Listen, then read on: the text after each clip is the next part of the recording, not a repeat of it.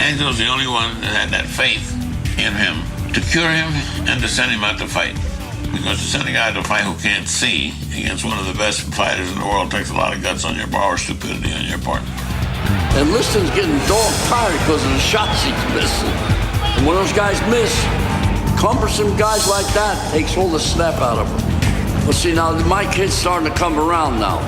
He's starting to see what's going on. See, he's able to put his hand on top of his head, so his vision's coming back. He completely stymied Sonny Liston with the gifts of speed, a jab, and courage and the ability to take a punch when he had that round where he couldn't see. Liston was completely discouraged because he couldn't get him out of there when he couldn't see. So then he comes back in the next round and slaps him all over the place, and all of a sudden Liston's not throwing punches. In round 6, we note that Sonny back-footed stance most of the time. Easy target. Easy. And Liston ran out of gas.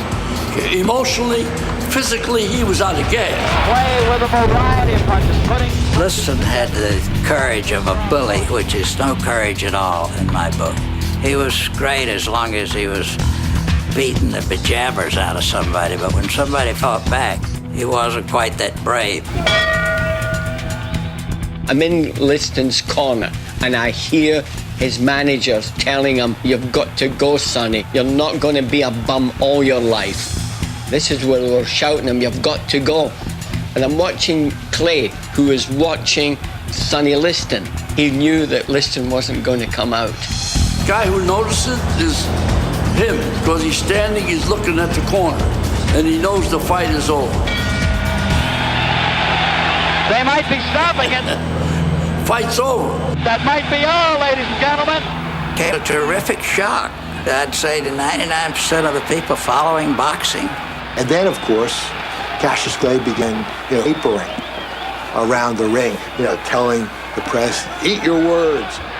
Clay is pointing toward those of us down in press row, and he's, "I told you so. I tried to tell you, and you wouldn't listen. Now do you believe it? Now do you believe it?"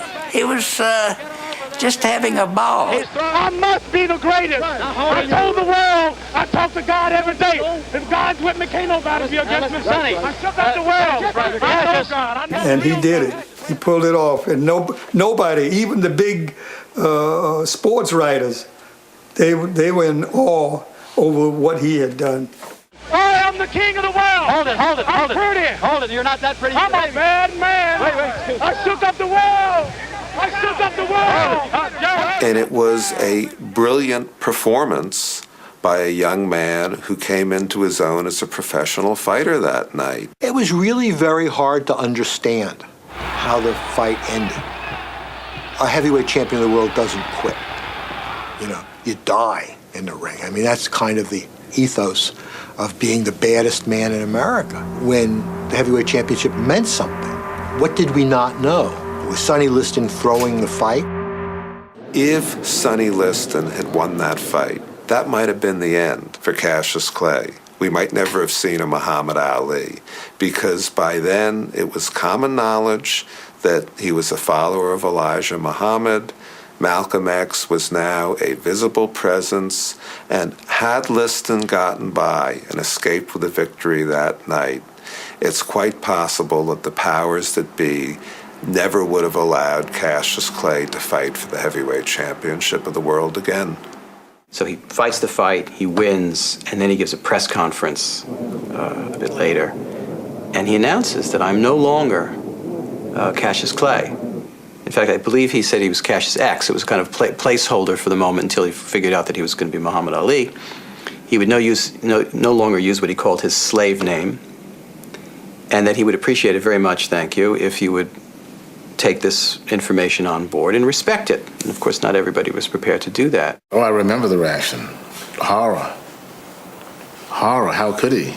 Is he crazy? It'll ruin him. White America won't stand for it, which they didn't.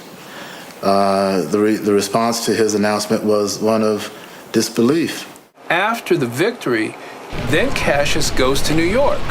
He's escorted around Harlem, by the notorious Malcolm X. And the media has a field day. Speculation is swirling in Harlem that Malcolm any day now is going to be out of the Nation of Islam. Elijah Muhammad, the head of the movement, is the father of 8 children by 6 different teenage girls. Malcolm X learns that Elijah Muhammad has impregnated several of his secretaries. And he felt deeply betrayed. He felt betrayed as a man, and he felt betrayed religiously and ethically and morally by the man he had given his whole heart and trust to. And so he questioned everything, including the whole creed of the Nation of Islam and the hypocrisy of it. And there were 2 men who, above all others, he wanted to pull out of the Nation of Islam with him. One was Louis X, who was the minister in Boston, today known as Louis Farrakhan. But the second person he wanted was Cassius Clay. It's precisely at that moment that Elijah Muhammad astutely diffuses the situation by bestowing upon Cassius X an original name. This is a gift, our leading teacher, for waking all of us up because we were in a bad state of condition before we heard him. Yes, Malcolm had been for a decade the most prominent minister in the Nation of Islam, and yet Cassius, well before Malcolm X, who deserved the honor, acquires the name Muhammad Ali. This is checkmate, high stakes. 2 days later, Malcolm walks out of the Nation of Islam. I think he was shocked that Clay didn't go with him. Ali, over time, began to understand that he was big, that he was important, that he had an impact on people. The first time that really hit home was probably when he went to Africa after winning the heavyweight championship. What he found was he would go someplace and people would line the roads. People would come out of the jungle just to get a glimpse at him. And for the first time, he understood that his fame wasn't confined to Louisville or Miami Beach or the United States. He represented something. He wasn't sure what, but he knew he represented something to people outside of America. The idea of Muhammad Ali traveling to Africa had actually been first posed and presented by Malcolm X.